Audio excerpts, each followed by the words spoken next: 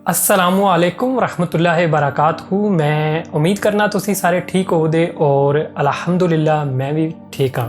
अज का जो कोल मैं तुहाडे नाल शेयर करन वाला स्पैशली उन्हां लोकां लई है जिहड़े अपने आप नूं बड़ी वड्डी चीज़ समझते हैं और लोकां नूं लिबास की वजह नाल और ज़ात की वजह नाल हकीर समझते हैं। तो शफाक अहमद साहब का कोल है लोकां नूं उन्हां दी ज़ात और लिबास की वजह नाल हकीर नहीं समझना चाहिए, क्योंकि तैनूं भी देण वाला और उस बंदे नूं भी देण वाला इक्को ही है।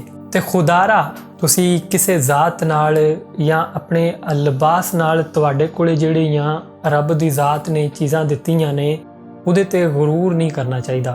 इंसान दा अल्लाह ताला दी ज़ात नूं किहड़ा अमल पसंद है वो कोई बंदा भी जान नहीं सकता है। तो हमेशा कोशिश करनी चाहिए अपने जिहड़ा माड़ा तबका है या जिहड़े वो लोग ने जिन्हां कोले वो सहूलतां नहीं हैं जिहड़ियां तुहाडे कोले ने उन्हां नूं हकीर नहीं समझना चाहिए, बल्कि कोशिश करनी चाहिए अगर तुसी उन्हां नूं कुछ दे नहीं हो ना सकते तो बस मुहब्बत और इखलाक और इज़्ज़त दे नाल उन्हां नूं गल कर छड़ना उन्हां नाल भी जिहड़ी है वो बड़ी चीज़ है। मैं उम्मीद करना तुहानूं मेरा छोटा जिहा मैसेज जिहड़ा पसंद आया होगा। दुआवां विच याद रखियो, फिर इंशाअल्लाह मुलाकात होवेगी। अल्लाह हाफिज़।